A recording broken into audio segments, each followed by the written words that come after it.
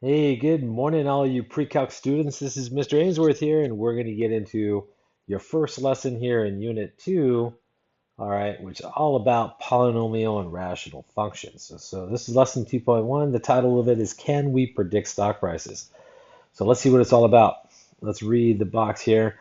So functions help us understand how one quantity changes in respect to another. Okay, this is especially important when our money is involved. Today we are going to study the value of stock in a larger corporation over a 1 month period. Okay, so let's check it out. The table shows data for the stock on the teeth day of teeth day of February. Okay, now you guys know February typically has 28 days unless it's leap year. But hey, so this goes from 0 to 27, and it shows the value and how it fluctuates over time. And the first question is there a linear relationship, okay, of the data? Okay, so the fact that we know something about linear functions, right, guys? Okay, so tell the person next to you, all right, if you're in class, what does it mean to be linear? All right, tell them. Okay, the fact that it is, well, if it is linear, okay, that would imply the first difference, okay, the first difference is constant if it is linear. And guess what? We don't know. We have to test it. All right, so this is going to be lots of major calculation here. So here we go. Let's check to see if it's linear first. If the first difference is constant, we're going to say yes. If not, we're going to say no. And it says, how do you know? Well, you calculate, right? You can't just say, just by looking. Okay, that doesn't work. Okay, so we got to find the change in t, so which is called delta t. And here the interval is from 0 to 3, so 3 plus 6 is 9, so 3 here, and then 3 here from 6 to 9 is plus 3. It looks like we have equal intervals, okay? So the delta t is 3. So equal intervals here, all the way through, all the way to 27, because these are all multiples of 3. So its change of t is 3, and it's constant throughout. But is s of t? What's delta s, right?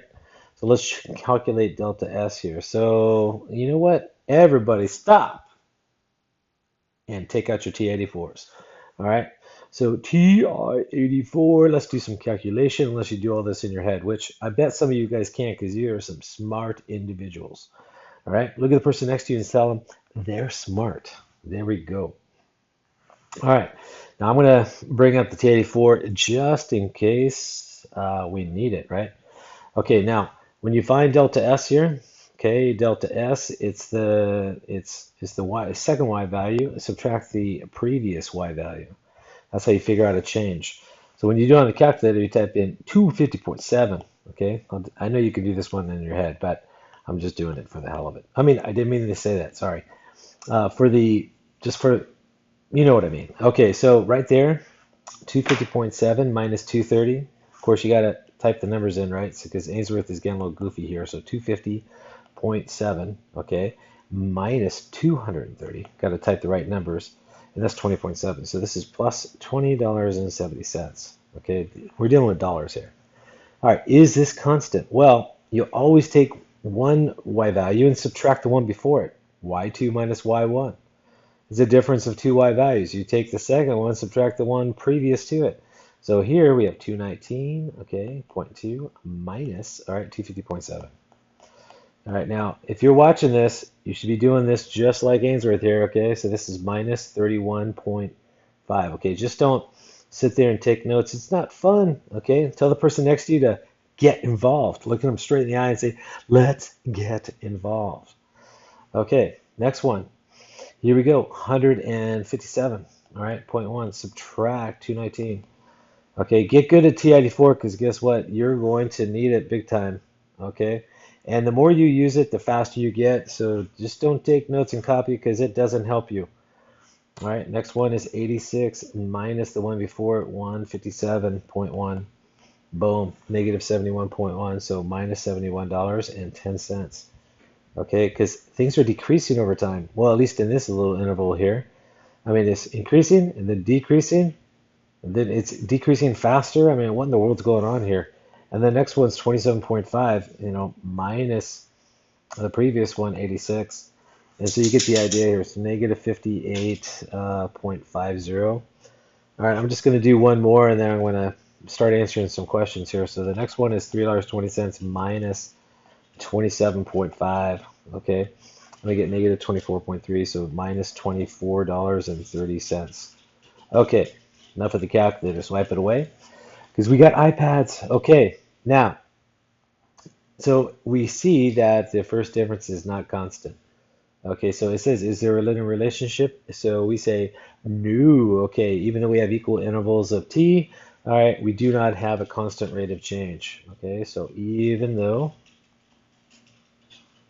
okay, delta t equals 3 is constant, okay, or you can say even though we have equal intervals, so even though uh, delta t is constant, and I'm going to put in parentheses equal intervals because that's how we talk, equal intervals.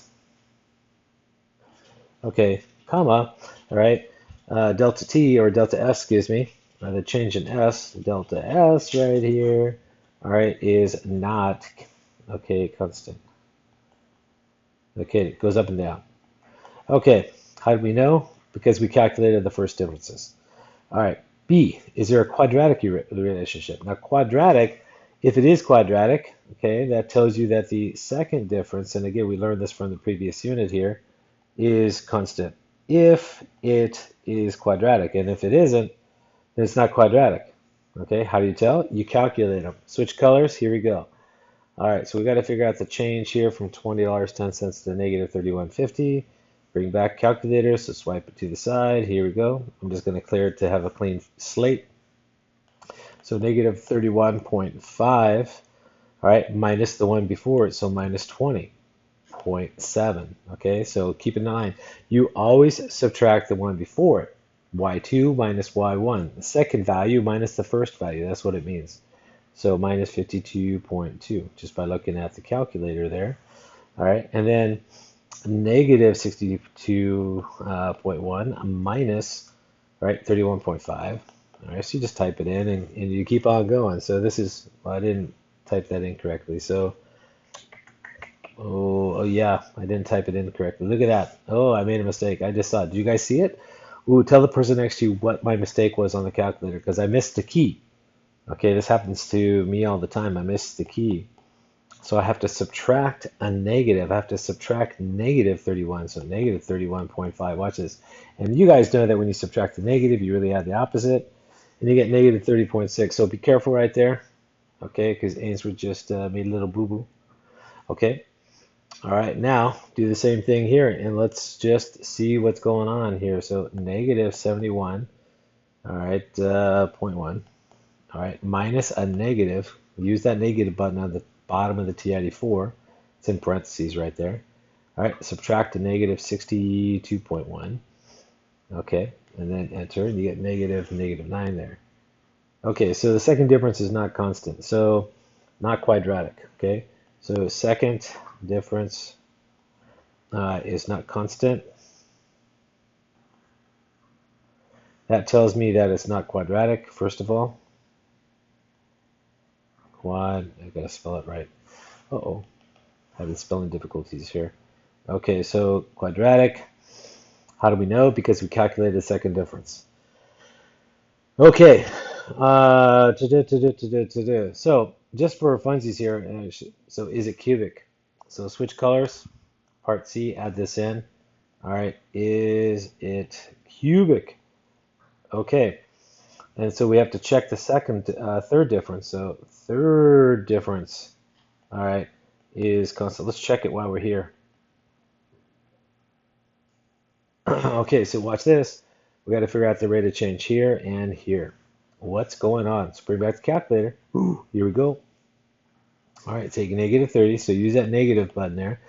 Negative 30.6. All right, subtract, okay, a negative 52. Yeah, I typed that in, right? So negative 52.2. All right. So notice that when you're going to the right on the number line here. So it makes sense that we're getting bigger, all right? Because from negative 52 to negative 30, you're going to the right, so it's got to be a positive rate of change. So positive 21.6. question is that happening again? Okay, well, let's check it. So -9 minus a negative, all right, 52.2. And if you do the calculations, oh, I didn't type it in correctly again. Oh, I typed in the wrong number. So -9 minus -30, you looked at the wrong number there. Okay, and you hit enter. Oh my God, look at that. It's 21.6 again. So $21.60. So the right here, the third difference is constant. Third diff, all right, is constant. That means it's cubic. Okay, so yes, I'm going to just say yes. All right, because the third difference is constant. So that's how you tell by looking at a set of data, and you're going to have to do a lot of analysis in this course in a real context situation. So get used to the T84, do your calculating, and again, this is just Algebra 1 here that I'm doing. Rate of change is, I just talked about it today in my Algebra 1 class, okay, with ninth graders. So this is like a concept that we've been learning since you're ninth graders, and it's really super important in this course here in Pre-Calc. Okay, now let's go to number 2 and let's, because I think we're done. Okay, number 2, graph is shown here. So, ooh, check this out. So it's a curve here. Tell the person next to you, if you're in class here, what kind of function is it? Is it first degree, second degree, or third degree? Is it linear? Is it quadratic? Or is it cubic? Okay, and if you guys said cubic, okay, you're a superstar. Okay, so this is a cubic function, third degree. Okay, now let's do some estimation here. Because we don't have a function here, guys. So we just have to graph. So notice it says estimate, okay, because that's the only thing we can do. So it's estimate the first time that the value of the stock starts to decrease. All right, what time? So time here is on the horizontal, okay? It's in days. Just put this in red so we can see it. So it's in days.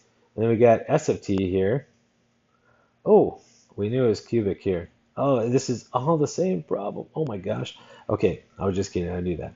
All right, so the function, this cubic function that we just determined from the table, is given to you. Okay, so they didn't start with the function here. They give us a table of values. Then they graphed it for us. Okay, so now they ask you some questions. What's the first time the value starts to decrease? Well, it goes up until this relative max. So let's estimate this relative max here. I'm going to say it's right about here. I'm going to call this point A, and I'm going to refer to it as a relative max. Okay, why is that called a relative max? Because it's in that small little interval between 0 and 5. Okay, relative to the interval 0 and 5, it's the highest point. It's a high point. It's a max. And then down here at maybe, I don't know, at point B, let's say, if you think it hits the x-axis, I would accept that. If you think it's a little bit above, I'd accept that too. It's kind of hard to tell whether it hits the axis at 18 or not.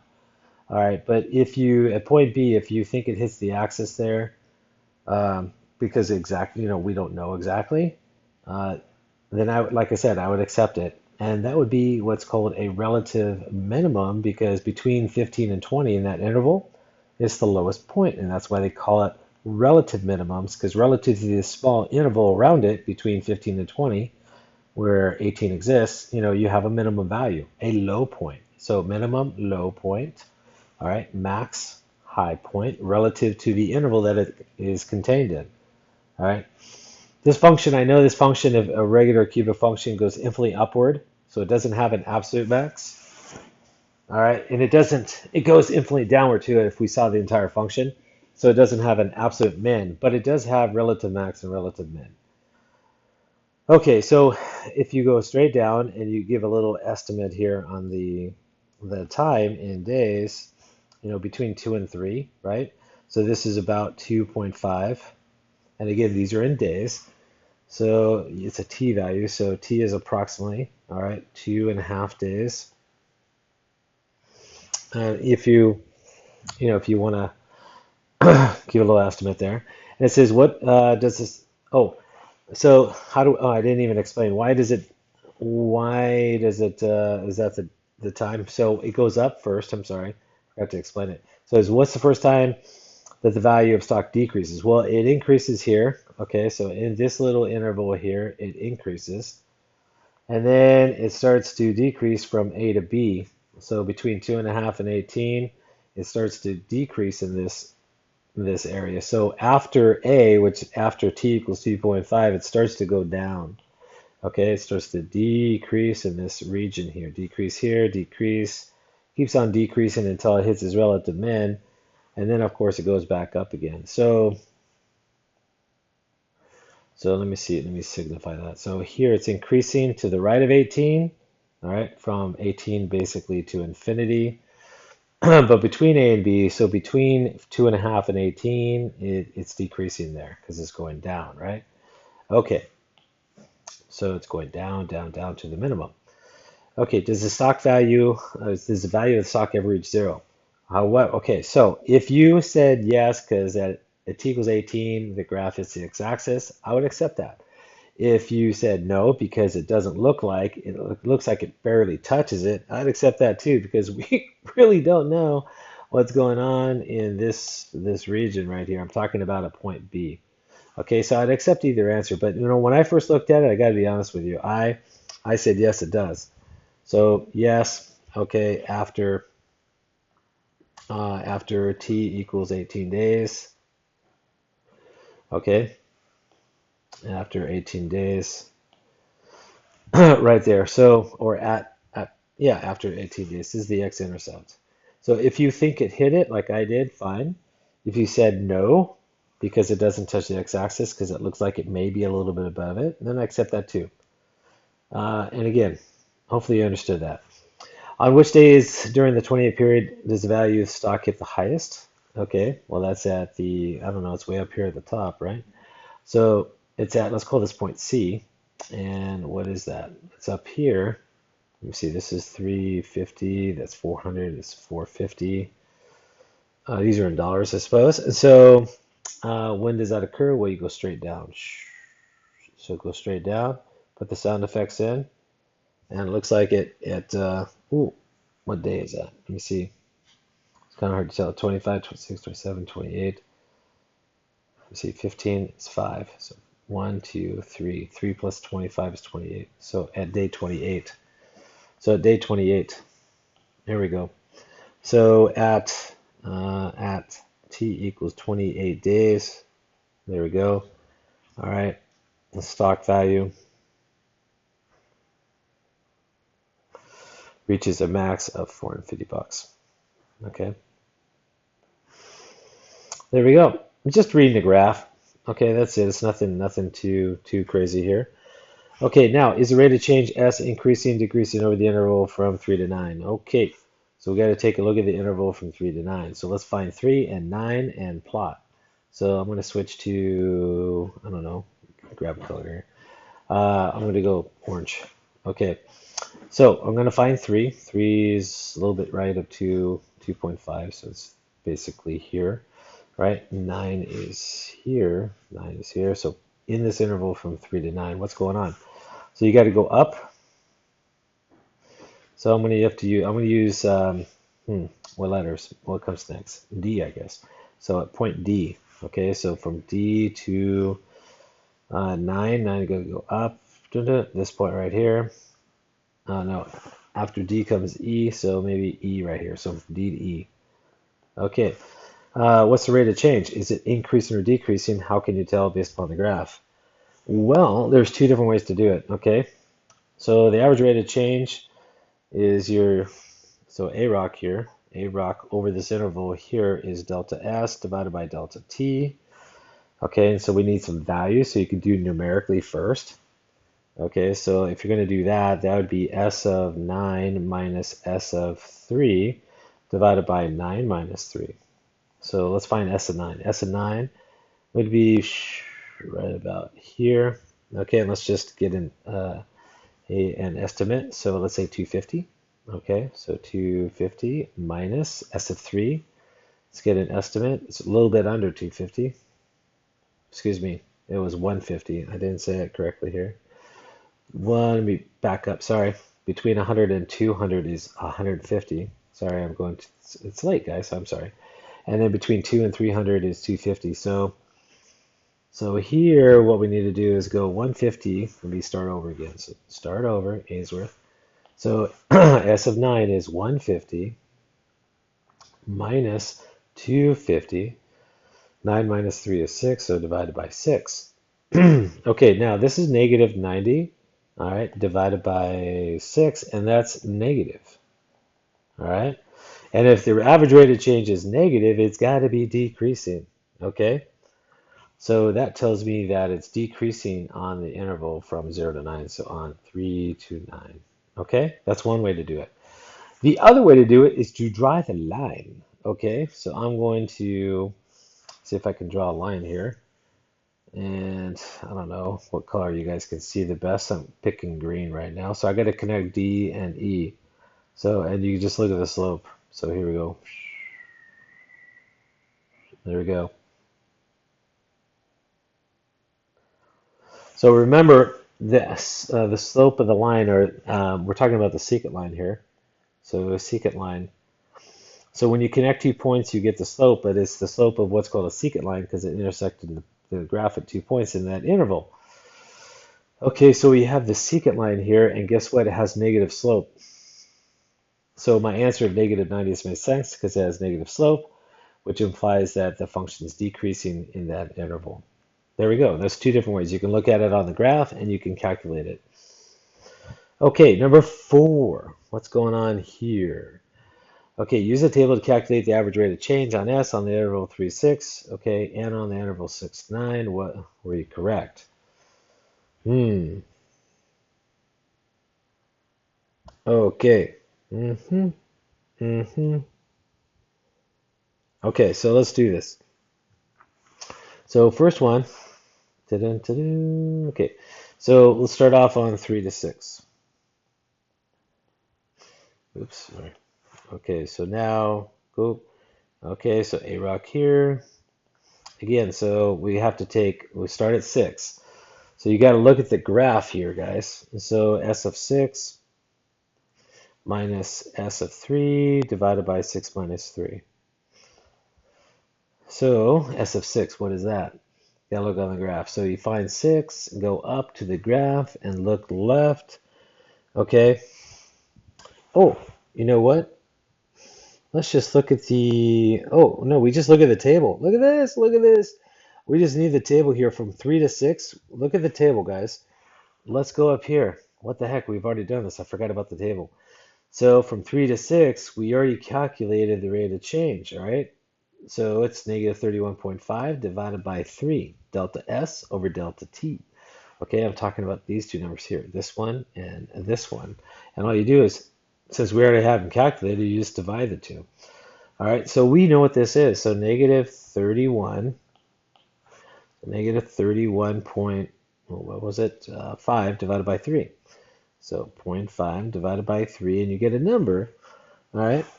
And what is that number? Well, guess what? It's negative 10.5. So negative 10.5. All right, dollars per day. So is it dollars? Let's see here. Yep, dollars per day. So dollars per day. And what's the other one? So on the other interval from 6 to 9, we have those numbers too. So we go up here. All right, and 6 to 9. So let me switch colors here. Blue. So from 6 to 9, the delta T is 3. And from 219 to 157, negative 62.1. So here we go. Let's use them. We already calculated. So the second AROC is negative 62.1 divided by 3. And guess what? That's negative $20.7 per day. Okay, and it says, were you correct? Okay, so we said that it's decreasing over time. So is the rate of change of S decreasing over time? Is it increasing or decreasing?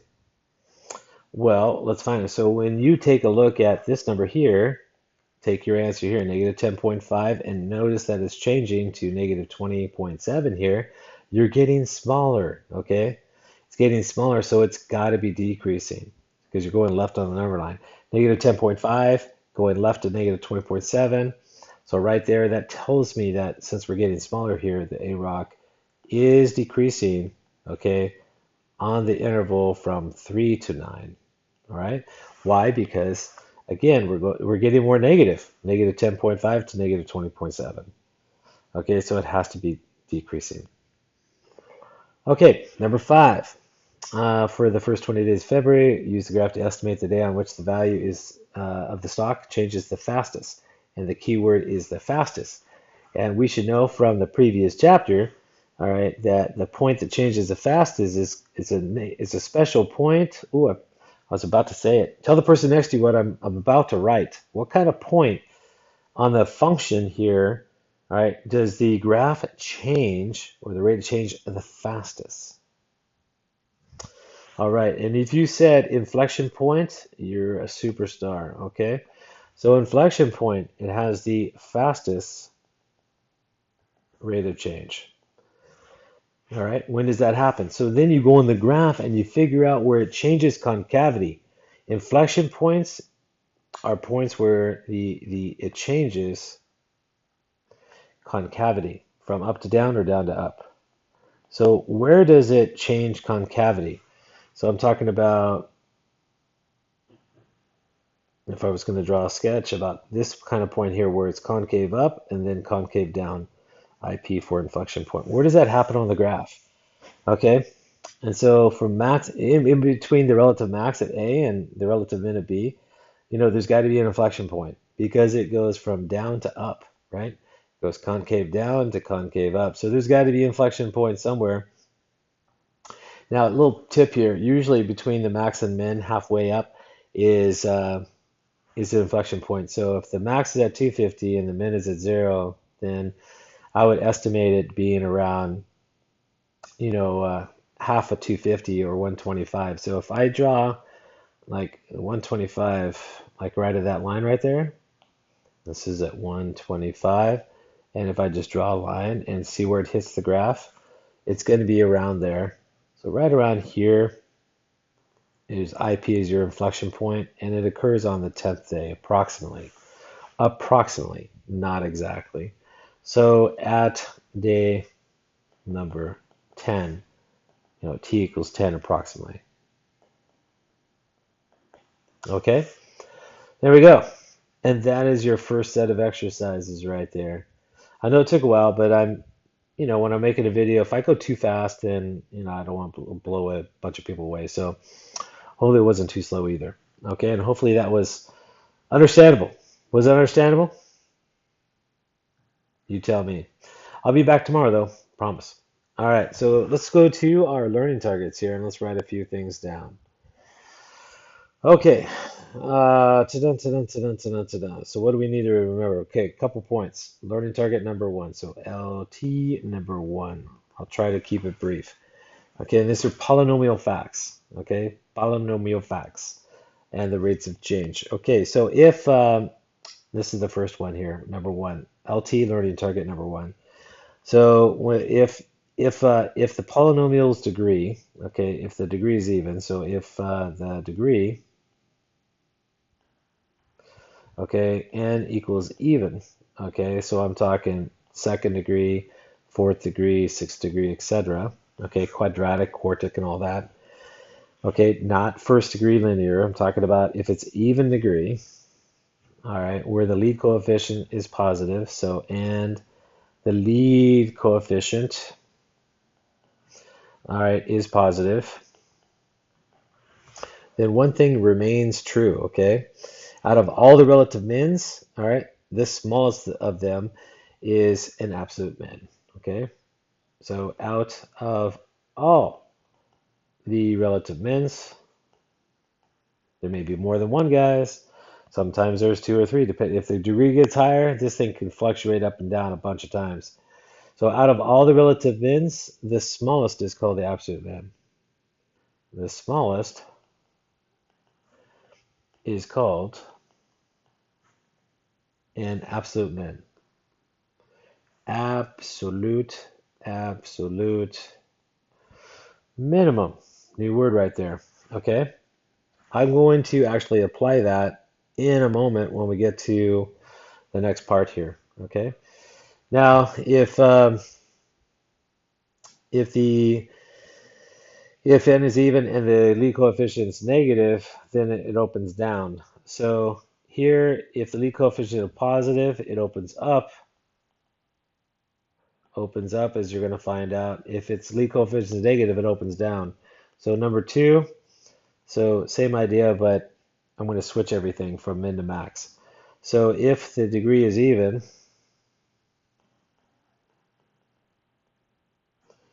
okay, and and the lead coefficient, LC, lead coefficient, is negative, okay, which means it opens downward, opens down. And we're going to see some cases here in a little bit when we start working on some functions here. Okay, so if it opens down and the lead coefficient is even here, so 2, 4, 6, 8, etc. All right, out of all the relative max, out of all the relative maxes, so it can have more than one, guys. So out of all the relative max, all right, the greatest of all of them is called the absolute max. The greatest or biggest of all of them, all right, is called the absolute max.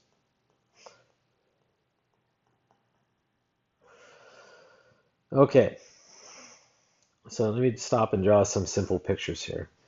So let's go to the right and draw a picture. All right, so for the first learning target, if it opens up, it's got to look something like this. All right, and the lowest point is called an absolute max. Excuse me, absolute min.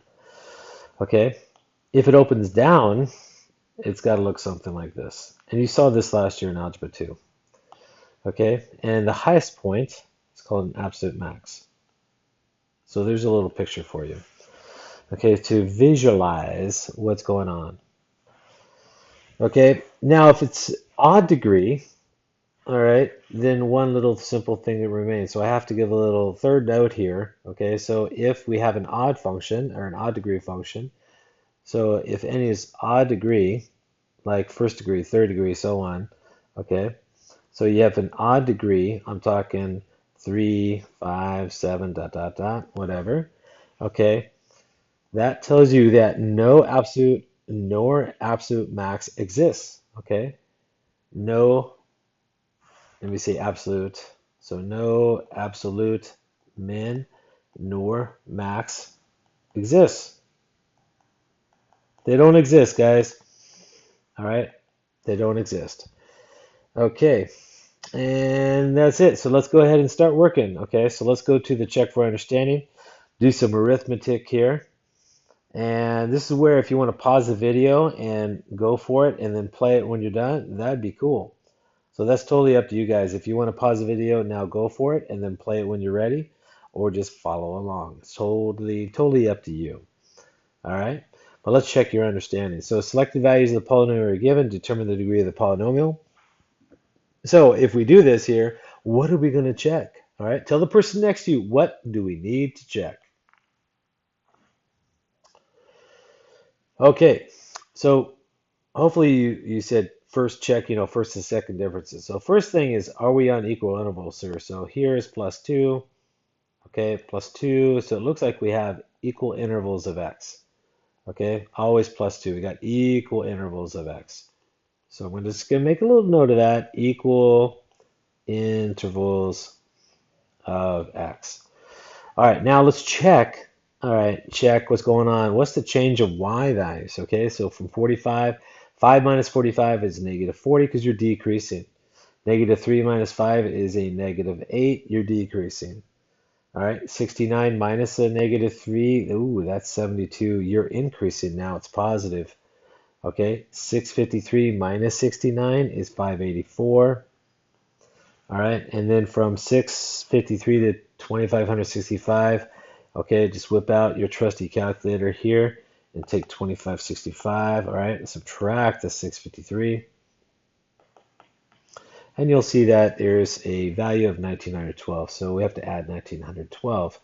So again, use your calculator effectively. Get good at it because you're going to need it on the AP exam. Okay, I can guarantee you. So right there, I can tell you that the first difference is not constant. So first diff, all right, not constant. All right, tell the person next to you what that implies. Come on, shout it out. What does it imply? Okay, not linear. Okay, okay. Now let's dig deeper. Okay, okay. Let's dig deeper. So it says determine the degree of the polynomial. That's why I'm doing this, guys. I need to determine is it first degree, second degree, third degree. We know that if we check the differences and we find something constant, then we can make some kind of determination here. Okay, so notice I'm switching color. What's the difference from -40 to -8? Notice we're going right on the number line, so it's got to be positive. So plus 32 here. All right, from -8 to 72 is the same as 72 minus a -8, or 80. Okay, so you have to add 80 here.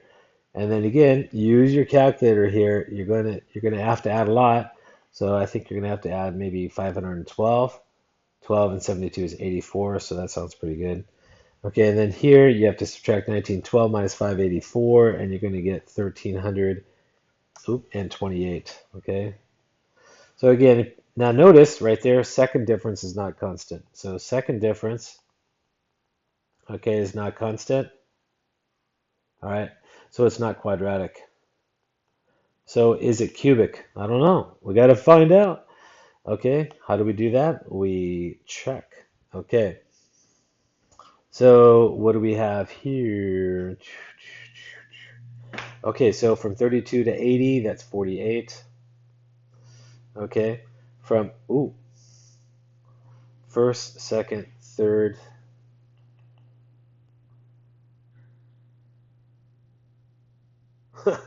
No, I'm just laughing at because I was looking at something. So when you add 80 to get to 512, it sounds like 432.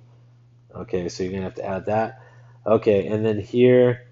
All right, 512 to 1328, you have to add, I don't know, how about 816? Again, just do the math, right? So 1328 minus 512. So if you can't do it in your head, no big deal. Just use your calculator, 816.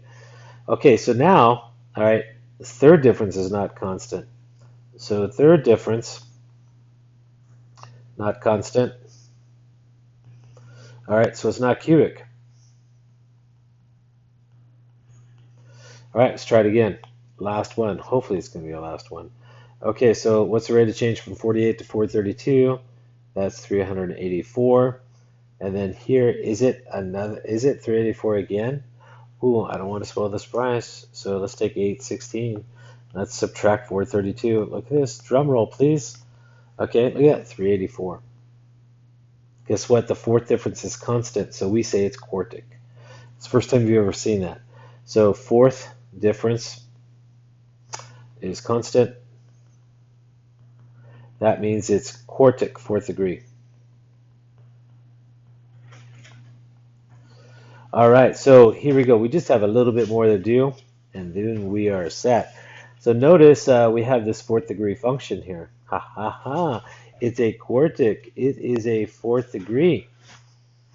All right, what do they ask us to do? So let's investigate here. So determine the number of x-intercepts. So let's plot them. I see 1, I see 2, I see 3. Okay, so x-intercepts here. There are 3 of them. So determine the number of. So there's 3. Okie dokie, that was easy. So there's 3 of them. Where are they? Well, let's name them at -2. At 1 and 3. So -2, 1, and 3. Determine the number of relative minima and label them. So we have at A, something at A, something at B, something at C here. So what's going on? First of all, tell the person next to you what are these points called A, B, and C? What are they? Okay. So let's label the graph. So at A, we have a relative minimum because it's a low point. At B, it's a relative max because it's a high point. At C, it's a relative min because it's a low point. And guess what? C is lower than A. All right, C is lower, all right, than A. So what is that called? Ooh, what's that called? What did the learning target say? Look at this. All right, we have case number one. If the degree is even, it's fourth degree, and the lead coefficient positive, it opens up. Out of all the relative mins, the smallest is called a, ooh, it's called an absolute min. Okay, so it's called an absolute min. So C is lower than A, so that means C is the absolute min. C is an absolute minimum. All right, so hopefully we're learning something here. So determine the relative minima. Okay, it's A and C, and label them. I did that. So A and C. Determine relative maxima. That's B, and I labeled them. Okay. Part D. How many times does this graph appear change concavity? Ooh, how many inflection points do you guys see? So it went from concave up to down to up. So it went up, down, up. So it's got to have two inflection points. Okay, IP1, and then IP, I don't know, somewhere, maybe somewhere around here, IP number 2. Two inflection points. So let's see, how many times? Okay, two, twice. Okay, we're almost done here. Label the absolute min A and explain what this value, why this value does not. Label the absolute minimum A or explain why this doesn't exist. Well, okay, I'm going to change it. Okay, it's C because I've already labeled it. So it does exist, okay, and it exists at about, I don't know, 2 point something. So it's a little bit to the right of 2, so maybe, I don't know, 2.2. So at x equals 2.2, this is an approximation, that is, okay? I don't think it occurs exactly at 2. I think it occurs a little bit to the right of 2. That's why I said that. Okay, label the absolute maximum B, okay, and or explain why it doesn't exist. First of all, the relative, actually, there is no absolute max because this it goes up and up forever. So why approaches infinity up here because it goes up forever, and because of that, there's no absolute max. No absolute max. All right, because it goes up to infinity and beyond, like Buzz Lightyear used to say. Okay, so no absolute max. Okay, and last one, thank God. Okay, so this is a long video. Sorry, guys. I just try to be detailed as possible so you guys can learn something when I'm not around. All right, number 3 here, the polynomial function has x-intercepts at 0 and 4. Which of the following statements is true?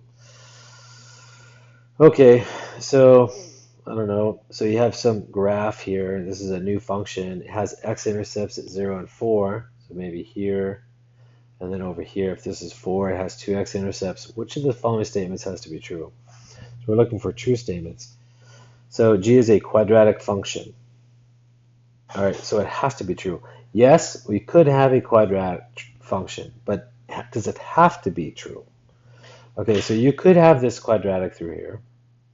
So it's possible, but does it have to be true? It says must be. So underline the keyword must be true. It doesn't have to be a quadratic. It could be I don't know. Actually, it could be cubic. So let me change this here. So it could do this. Here's a cubic function. That's cubic. So this right here, A is not correct. It doesn't have to be quadratic, which is second degree. Second degree. Okay. It may be cubic. I just drew a cubic right here. It must change concavity at 0, 4. Well, I just drew the function as a parabola, so that doesn't have to be the case either. Okay, G or C. G has an absolute max or min, max or min at x equals 2. Maybe, maybe not. Who knows, right? So they're meaning that here there has to be a minimum here, and that's not always the case. It doesn't always have to lie between the max or the two zeros. So it depends on some other factors. So I don't think that's the case either. And G has a relative max or min on the interval from 0 to 4. Okay, so if it's a smooth continuous function, like polynomials are, so the word polynomial is important here. So it's a smooth continuous function, and hopefully you know that because if you took algebra 2. So polynomials are smooth continuous function like parabolas and cubics and all that kind of stuff. If you have two intercepts, at 0 and 4, then it's got to go. It's got to get back from one to the other.